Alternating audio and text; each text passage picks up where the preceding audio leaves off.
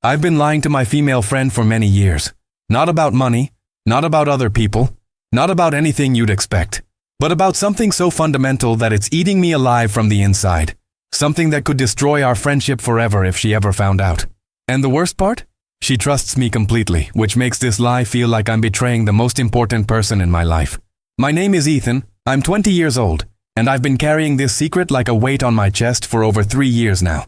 Every day I wake up knowing I'm living a lie with the person I care about most in this world.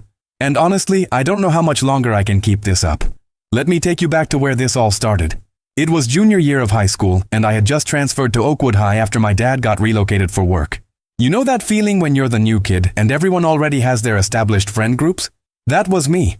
Sitting alone at lunch, trying to figure out where I fit in this new place. That's when I first saw Chloe.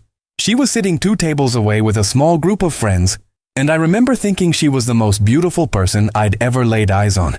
Blonde hair that caught the afternoon sunlight streaming through the cafeteria windows. These incredible blue eyes that seemed to sparkle when she smiled. And this vibrant energy that made everyone around her gravitate toward her. I couldn't stop staring, which probably made me look like a complete creep. But here's where my story gets complicated. The very first day I worked up the courage to approach her. Something happened that would set the tone for our entire relationship. I was walking toward her table, palms sweating, heart racing, when I overheard her talking to her friends about some guy who had been bothering her. I swear these guys just don't get it, she said, shaking her head.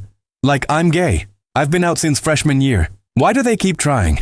Her friend Jessica laughed and said, maybe you need a gay best friend to shield you from all the straight guys. That would be amazing, Chloe replied. Someone who actually gets it, you know? I froze. Right there, 10 feet away from her table, I froze completely. Here I was, about to introduce myself as the new guy hoping to maybe ask her out eventually, and she had just made it crystal clear that she wasn't interested in guys at all. But something else struck me about what she said.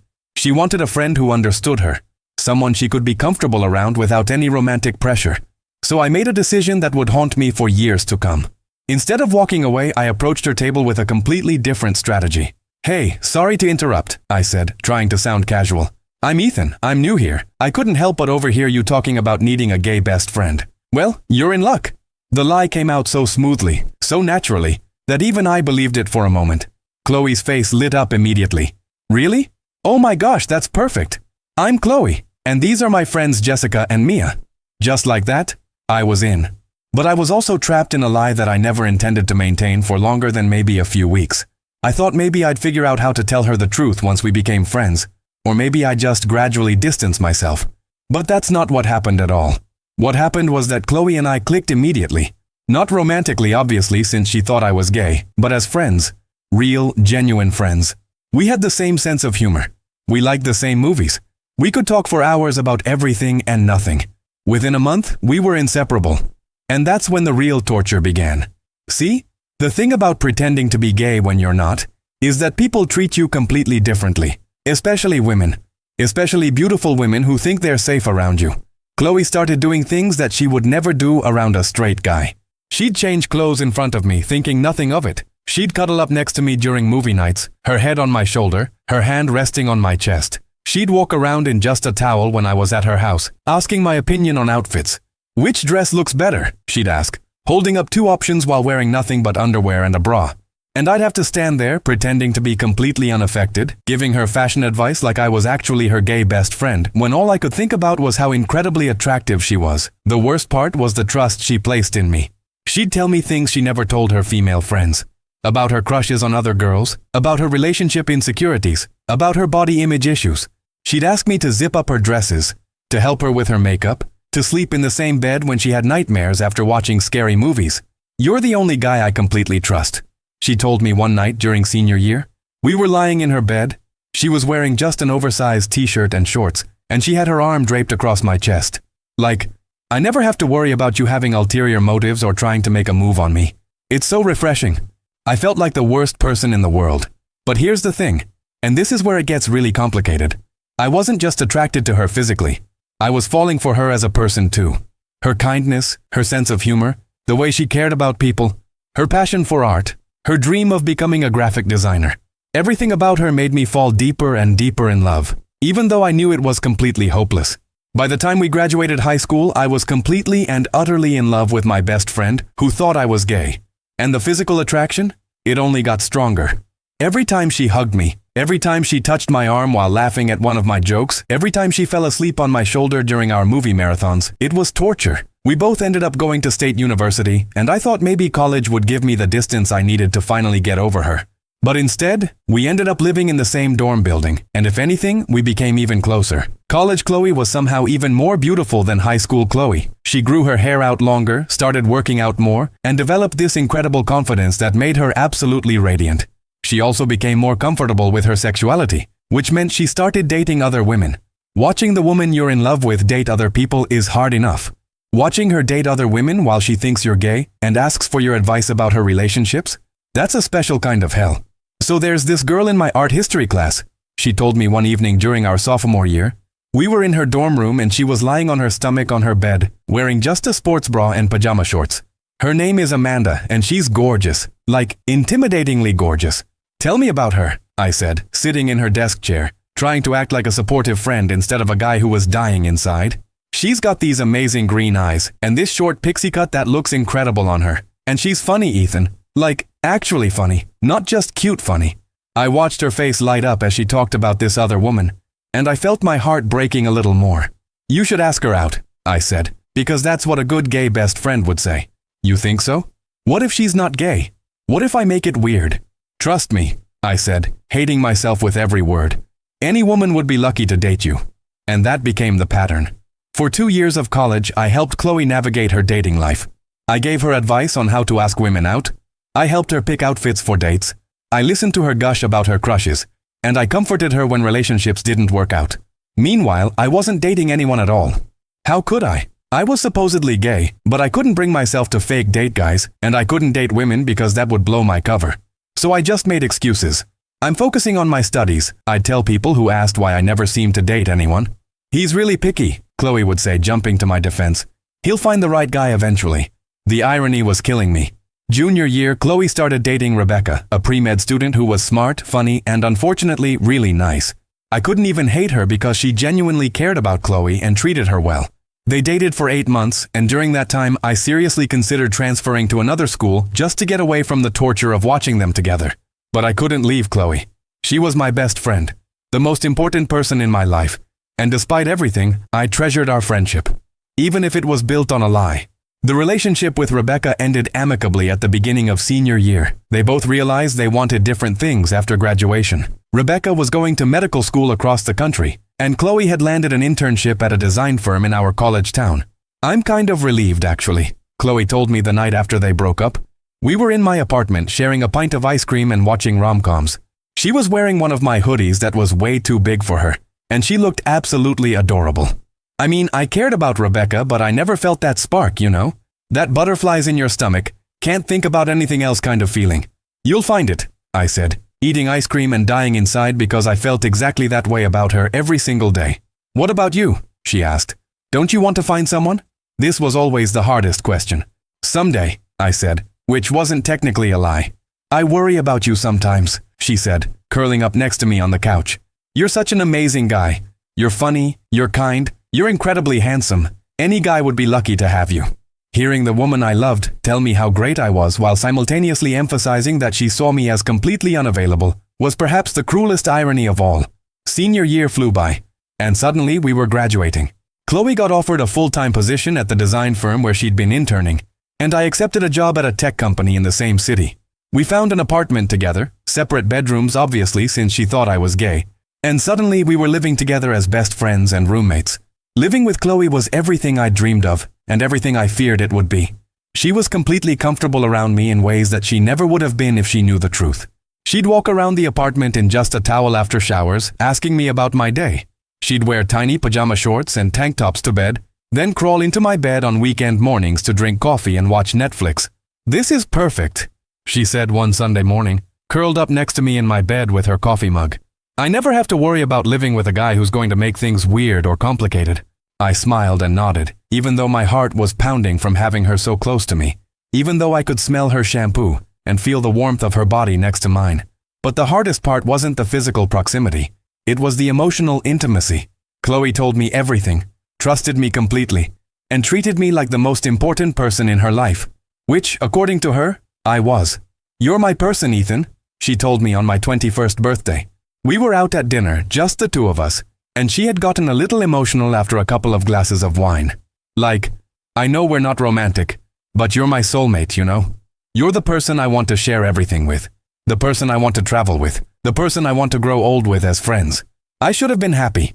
She was telling me that I was the most important person in her life, but all I could think was that she was describing exactly what I wanted with her, except she'd never want it because she thought I could never want it. That night after we got home from dinner, I seriously considered telling her the truth. I sat on my bed, staring at the wall that separated our bedrooms, and thought about just walking over there and confessing everything. The lie about being gay, the fact that I'd been attracted to her since the moment I saw her, the fact that I was completely and totally in love with her. But then I imagined how she'd react, the betrayal she'd feel, the trust that would be broken, the friendship that would be over, and I couldn't do it. So I kept living the lie. We're 20 now, and it's been 3.5 years since this whole thing started. 3.5 years of being in love with my best friend who thinks I'm gay. 3.5 years of watching her date other women while I give her advice and support. 3.5 years of physical and emotional torture disguised as the perfect friendship. The attraction has never faded. If anything, it's gotten stronger. Chloe has grown into herself completely over the past few years. She's confident, successful, funny, kind, and more beautiful than ever. Every day I wake up thinking about her, and every night I go to sleep knowing I'm living a lie. Last month, something happened that made everything even more complicated. Chloe started dating someone new, a woman named Taylor who she met through work. But this time was different. Within 2 weeks, Chloe was talking about Taylor the way she'd never talked about anyone before. "I think I might be falling in love," she told me, her eyes practically glowing. "Like, real love. The kind you read about in books." I smiled and told her I was happy for her, because that's what a good friend does. But inside, I felt something breaking. 2 weeks later, Taylor spent the night for the first time. I heard them together through the thin walls of our apartment, and I put on headphones and tried to focus on anything else. But in the morning, when Taylor was in the shower, Chloe came into the kitchen glowing with happiness. "Ethan," she said, grabbing my hands across the kitchen counter. "I think she might be the one." And that's when I realized that I couldn't keep doing this. Not because I thought I had a chance with her.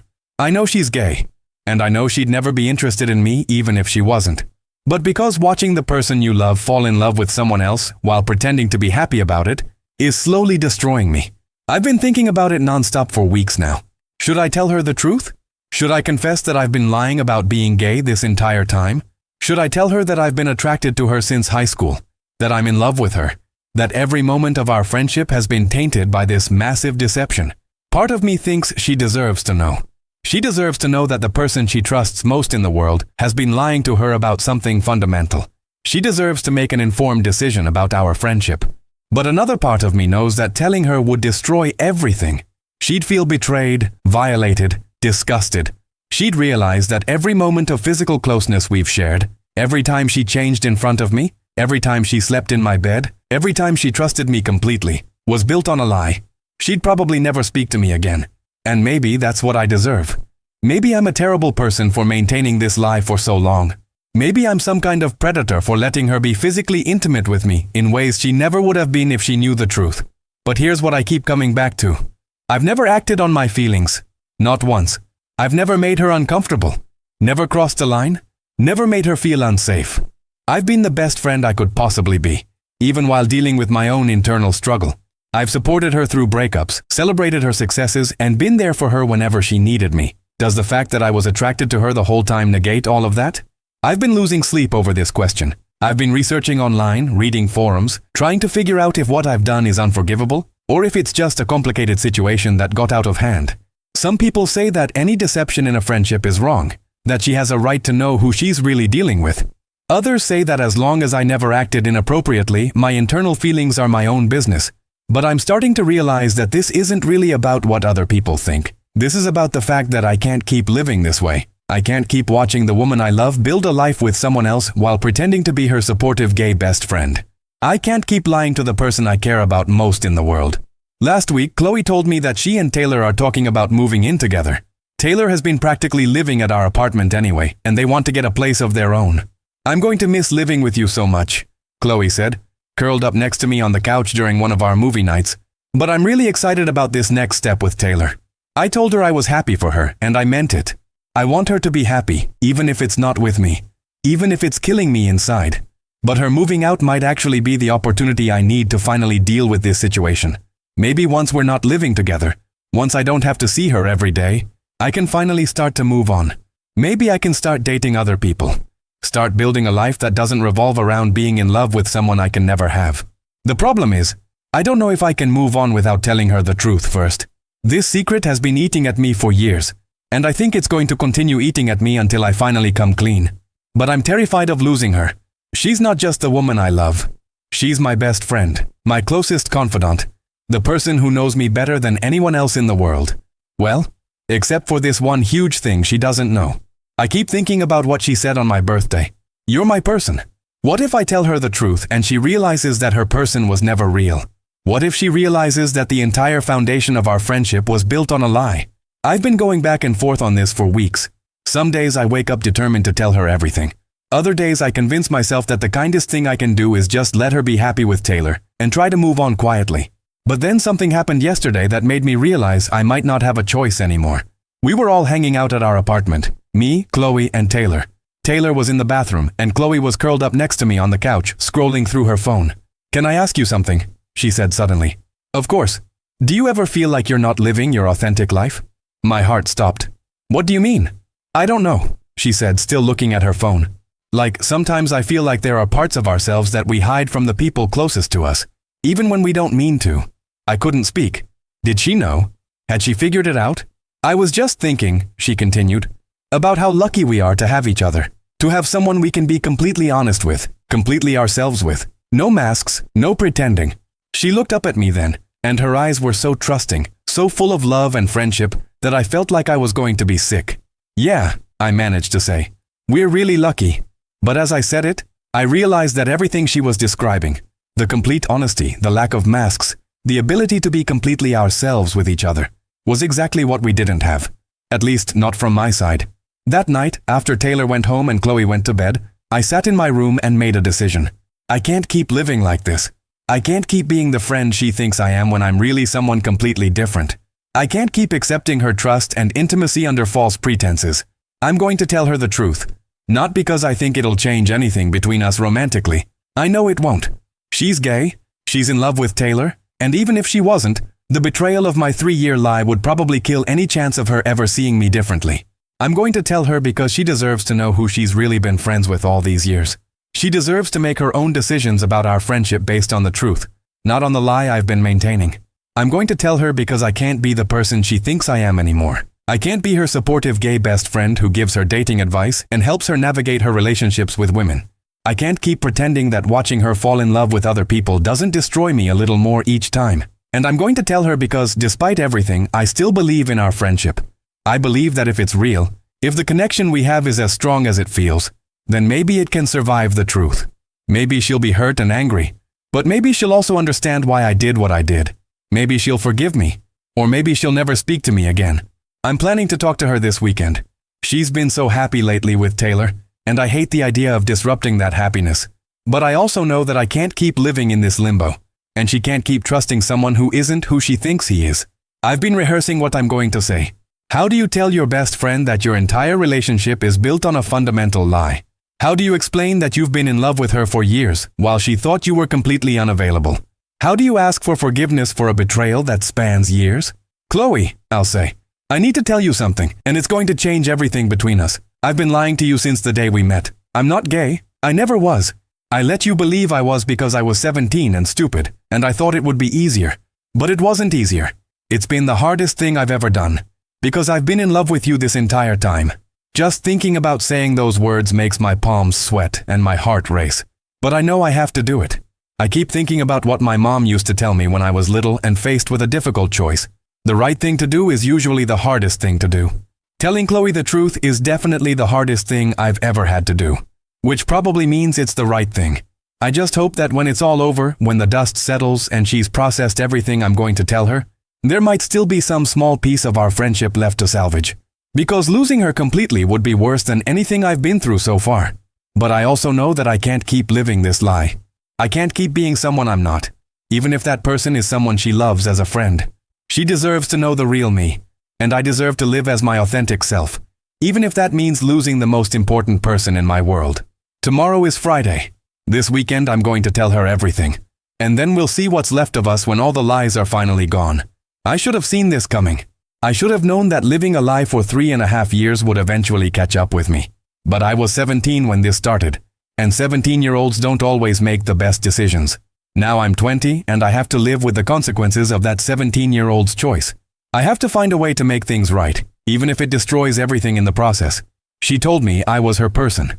Maybe after I tell her the truth, she'll realize that her person was never who she thought he was. But maybe, just maybe, she'll realize that the person I really am is someone worth forgiving. I guess I'm about to find out.